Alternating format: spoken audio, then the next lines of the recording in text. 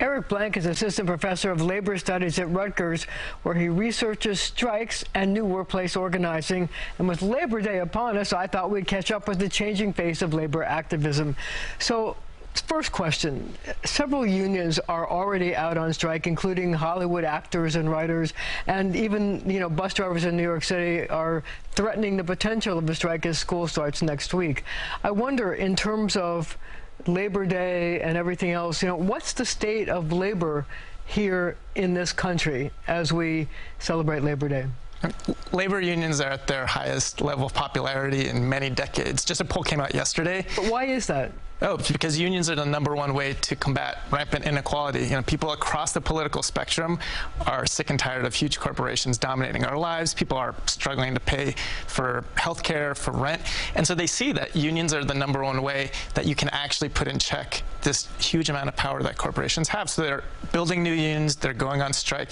And the strikes that we're seeing, I think, are inspiring other workers across the country because they're winning big gains. Just as you mentioned, there's a lot of workers on strike, but just recently, even the Teamsters who didn't have to even strike, they just went up to the verge of a strike. They went up to 55% pay increases for part-time workers. So you can see the amount of power that you have when you withhold your labor. I just wondered why people seem to be more willing to strike now than ever before. Yeah, I think there's a few different factors. One is there's a very tight labor market.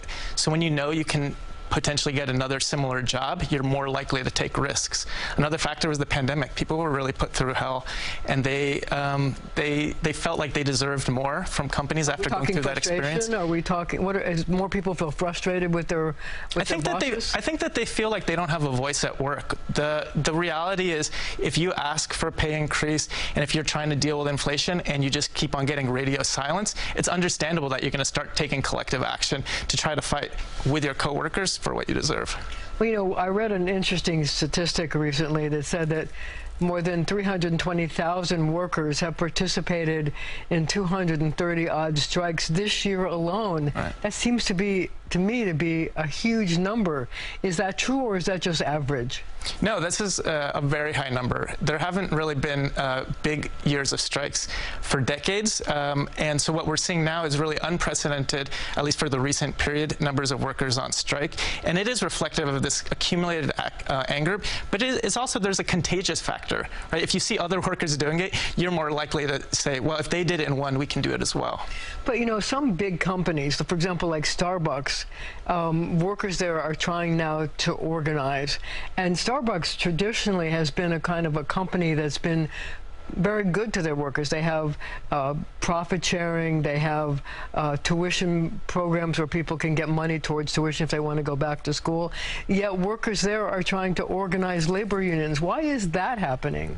Well, I think it's the same factor that was already mentioned. Despite all the things you mentioned, and it's true that Starbucks is not the worst employer out there, workers don't actually have a voice there. A lot of workers are struggling to survive. And the reality is the fact that over 300 stores have unionized reflects a really deep discontent with the conditions at their stores. And not just that, I think there's a level of hypocrisy because despite the sort of progressive brand of Starbucks, over 200 pro-union workers have gotten fired illegally, according to the National Labor Relations Board. And so there's a real level of a corporate crime wave that is getting unreported and unenforced as far as our legal system. Is Starbucks the only company that you would say has been involved in what you just called a, quote, corporate crime wave? And what forms does that take? No, this is actually, unfortunately, par for the course in industries across the U.S. It's not only Starbucks, although Starbucks is the most egregious example.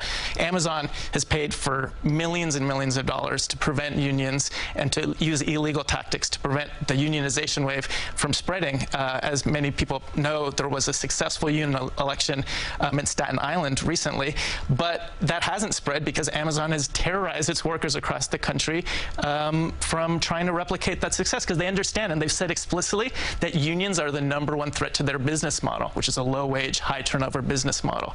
So they understand the threat, and this is why they're resorting to these tactics. And unfortunately, that's still the norm, because the costs for employers to break the law, because the law is actually good. The law it says you should have the right to unionize, but the cost of breaking that law is so low that it makes financial sense for corporations to keep on breaking the law because the penalties for them doing so are so little. But yet, it seems that, most lawmakers are trying to push for increases in minimum wages more and more and more. I know in New York they certainly have done it. And is that not enough? I mean, are we underpaying our workforce? And if you keep paying them, does it mean that prices go up and then people complain? What's the happy medium? What's the point where it works or it doesn't work? Sure. The reality is inflation, as you mentioned, has been skyrocketing. And so in that context, it's entirely legitimate for workers to fight back for greater pay raises.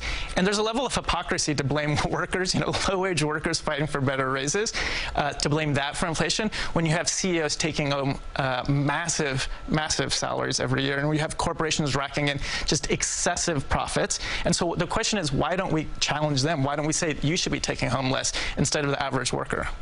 But, if you take a look at the history of labor unions, everybody knows about, the garment workers union and the mistreatment of workers who had to work in sweatshops and work long hours and for low pay. But you don't think of that as happening now in this country at this time. Are we wrong in assuming that that's not going on? Oh, it's certainly going on. Just think about the conditions in meatpacking, for instance, where you have recent reporting of underage workers, often undocumented, working in horrible conditions, replicating and oftentimes even worse than these types of sweatshop conditions we think about in the early 20th century. So it's certainly the norm. All across the U.S., there are workers who are suffering under horrific conditions, and they're not getting talked about enough. And really, ultimately, the only way that their lives are going to get improved is not just with policy, but through taking collective action. So should workers be worried about artificial intelligence taking their jobs? And is that something that's driving more workers to threaten strike or consider strike or to go out on strike because they're afraid of losing their jobs and they're trying to protect them? Sure, it's a major factor. It's been a significant factor in the Hollywood strike, for instance, in which there's a threat of their jobs getting automated out. So workers across the country understand that because they don't have power at work right now, AI could be a potential boon for a lot of people, but because currently companies are dictating the terms through which it's going to get used,